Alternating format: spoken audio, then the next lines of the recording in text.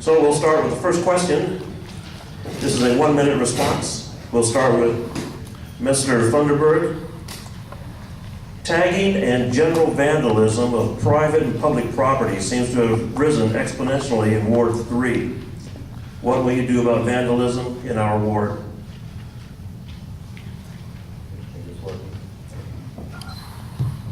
This is working. Well, our big thing is code enforcement, calling that 311 number to let them know what's going on. That's the first thing that we want to do. The second thing we want to do is talk to PD and ask police department, where are the cameras? Can we put cameras out in the areas where we're having the real problems? And there are certain areas, for instance, over there on Sunnyside, on those buildings along Sunnyside, there's a lot of graffiti going on in that area. We could just get some cameras out there to take some pictures of what's actually happening, and when it occurs, then we can lock up the guilty culprits. Thank you.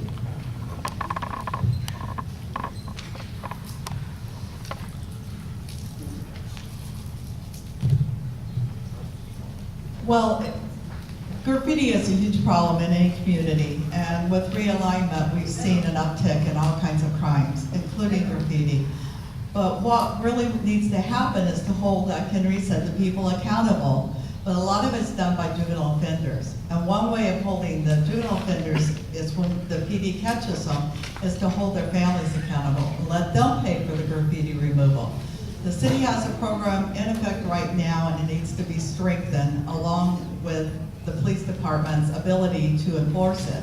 And when you start holding families responsible and making them clean, that makes more money for us to do other programs and to bring a better quality of life to all of us, and make the community that we live in be one that when people drive through go, this is the kind of community I want to live in.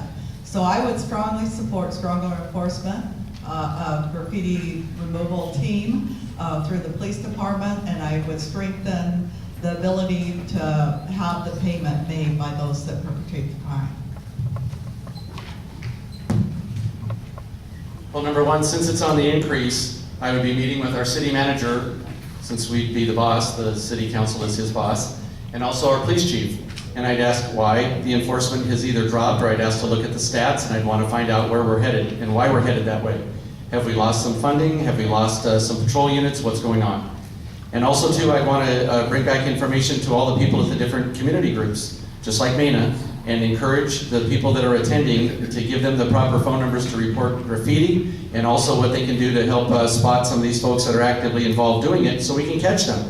We need to get to the root of the problem. We need to find out why they're doing this and who's doing it, and be able to cite them and hopefully incarcerate them, although these days with realignment, that's not too easy. It's a low-level offense. But we have to make it very uncomfortable, and we have to find ways to make these people pay for their crime and restitution, and maybe get the parents to pay.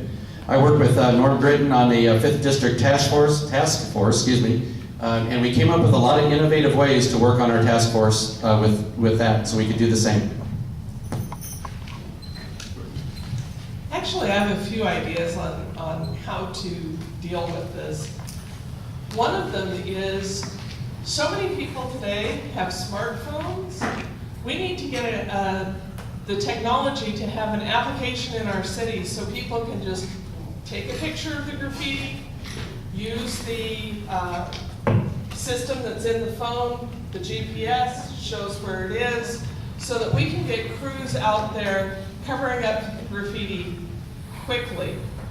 A lot of the graffiti is done because the perpetrators want recognition.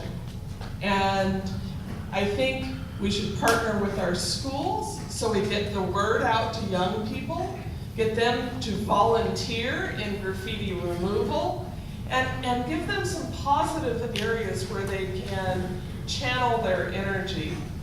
So that's a few ideas I have on how to deal with the graffiti issue. All right, thank you.